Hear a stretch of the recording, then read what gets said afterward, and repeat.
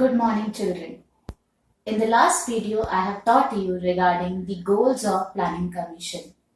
These goals were growth, modernization, self-reliant, and equity. Growth means overall growth of the nation, increasing GDP and the national income. Modernization means making the people familiar to use new technology. And self-reliance means to become self-dependent, not to buy anything from the other country. And the fourth word, to have the equity. Equity means equalism in each and every sector, not only in the field of employment and education, but also in the male and female also. So these all four was the goals of Planning Commission. The fifth one, in some of the book, you will find the fifth goal is also, that is full employment. Full employment means who the person is able-bodied and willing to work on existing wage rate, they should get the employment opportunities. So overall, we have studied these all things in the previous video.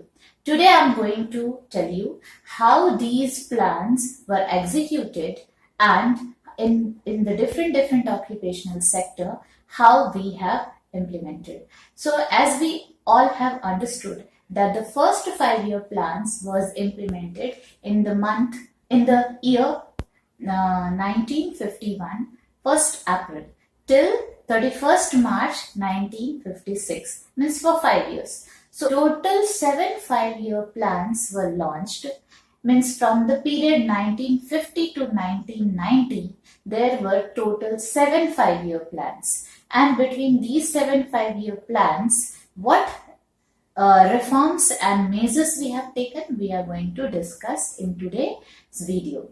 So let's just have the discussion regarding this. The first sector we are going to discuss today, that is agriculture sector, which relate to primary sector. We already know that the agriculture sector was not so developed at the time of colonization. There were total backwardness and stagnation. Though we had a 70 to 75% people working in this agriculture sector, even after we had a very much problem in this sector. So what reforms we have taken and what outcomes came, we are going to see now. If we see the features we can write down of the agriculture, that the backward, stagnant, slow production, no irrigation facility, land tenure system, these were the problems. Now, what measures have been taken? These measures have been taken in 3 parts: institutional reforms, technical reforms, and general reforms. Institutional reforms is also known as land reforms. Land reforms means transferring the ownership of actual land holdings and promoting equity to the farmers. Land holdings, I have already taught that in India there was zamindari system at the time of colonization, and they had a control over the subholdings of the land. Means actual owner of the soil was the tenant at that time. So this need to be removed. So we had a land reforms. The first is very important, is institutional reform, or it is also known as land reforms. Under this reform, there are 2 points, that is abolition of intermediaries. Abolition of intermediaries means removing the land tenure system. We all know intermediaries we were having in the form of those landlords like zamindars, zagirdars. We were about to, means independent country, independent India, our leader, our policy maker wanted this problem should be eradicated permanently. So they brought rules that the intermediaries will be eradicated. Means those who are actual tiller of the soil, they will be given their ownership, and the rest of the land will be taken by the government. So abolition of intermediaries was not accepted by all the farmers, as the big farmers, they were not ready to give up their land holdings. Okay. If they see the problems under the abolition of intermediaries, the problems were that they were taking advantage of the loopholes of the rules made by the government, and many were in oppose of the abolition of this intermediary system. Under that, second point is land ceiling. Means two measures were taken under land reforms. One was abolition of zamindari system and second was land ceiling. Land ceiling refers to the fixation of the maximum limit of the size of the land one person can possess, and rest land was taken over by the government and it was distributed to landless people or landless farmers. So land ceiling came into existence. And these land ceiling was also had faced a lot of hurdles from the people, because many people were not ready to give up their land. This point you can write down under this, that the big merchant or jamindars, they transfer the ownership in the name of their relatives only.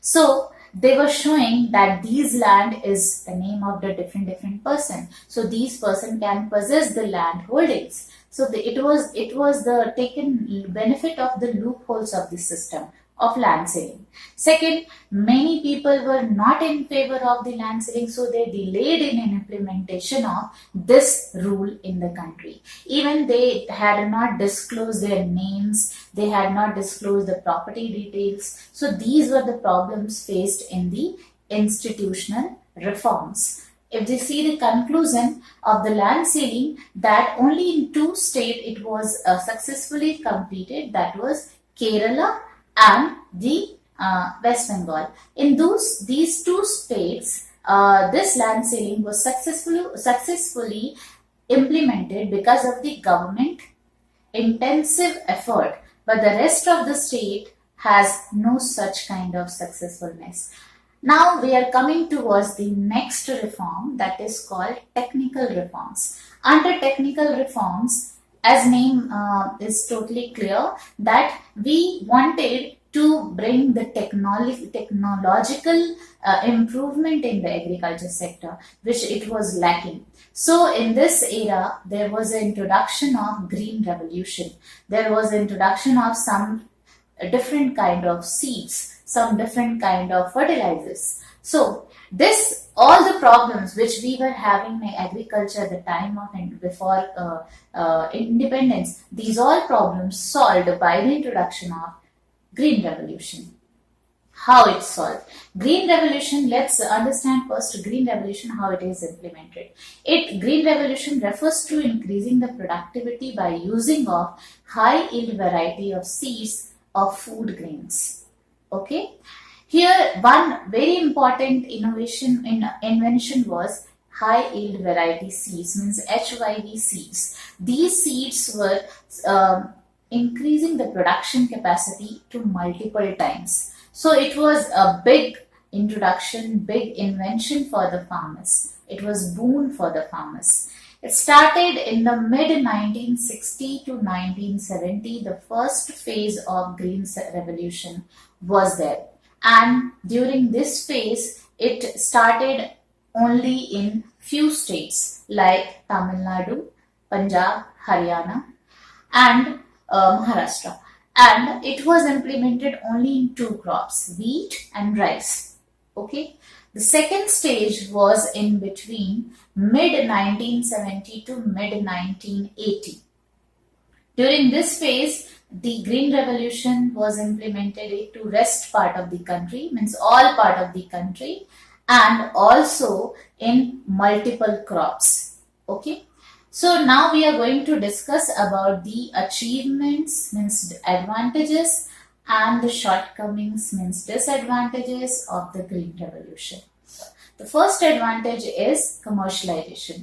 Commercialization at the time of British also were there, but that totally benefited to Britishers only. So now after the introduction of HYV seeds, we were able to produce this as much that we can consume also, and we can save it for the resale, for the selling into the market. So due to that, we were able to increase marketable surplus. What do you mean by marketable surplus? Marketable marketable surplus refers to those extra surplus which we are receiving after selling of the product to the market, keeping the self-consumption product. Okay, so means when you are saving your self-consumption grains and rest grain you are selling to the market, that surplus which you are getting it, that is called marketable surplus. So that with the help of the green revolution, with the help of this HYV seeds, we were able to become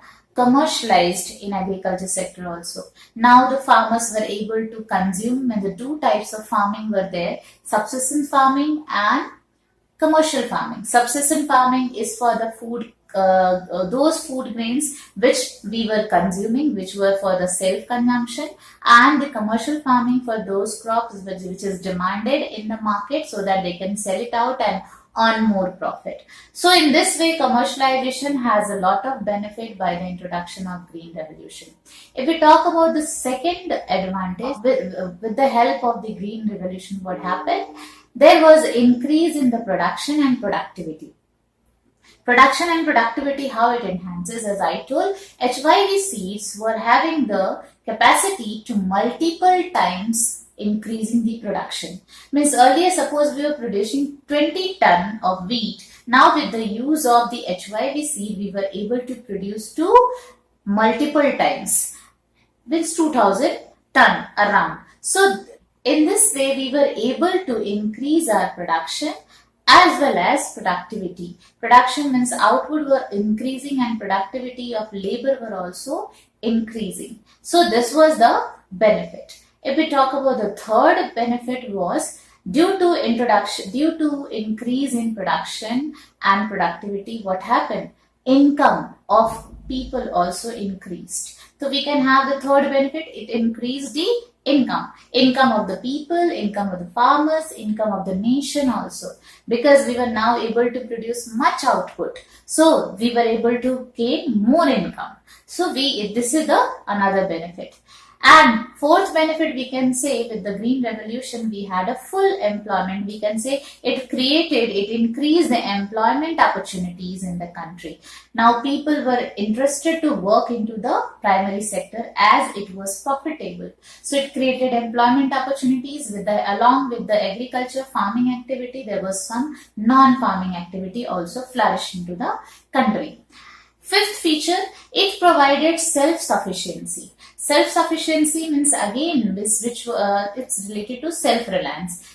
Self-reliance, we all know it's a goal of the Planning Commission. So with the help of the Green Revolution, we were able to achieve our goal, that is Planning Commission was self-reliant. Self-sufficiency means what? Now we were able to produce as much that we need not to depend on other country, but we can be self-dependent. So we were able to achieve, it helped us to achieve the goal of self-reliant. And the sixth feature, it gave base to the other producing sector. As we all know that the tertiary and secondary sector is based on the primary sector, and the primary sector was increasing much. So what happened? Secondary sector was getting base, they were getting the raw material, they were getting all the basic thing which is required for the running of the secondary sector. So when agriculture sector developed, automatically it gave base to the industrial sector also. So in short, if we are going to see what were the achievements, first what I said, commercialization of agriculture. Second, increase in production and productivity. Third, increase in income. Fourth, increase in employment opportunities. Fifth, self-sufficiency. And sixth was it gave base to industrial sector. Now, if we are going to see the shortcomings of Green Revolution, shortcomings and disadvantages. Disadvantages, it created disparity between small and big farmers, as HYV seeds were very costly. Big farmers were having no problem, they can easily buy it, and also HYV seeds required the equal amount of fertilizers and the pesticide. Then only it works, it multiply the grain into multiple times. So when the farmers were buying seeds, they had to buy fertilizer and pesticide too. So small farmers, they were actually investing their each and everything to buy seeds. So it was difficult for them to buy fertilizers and other things also. But big farmers were getting benefit of it. So they created more profit than the small farmers. So there was disparity between them.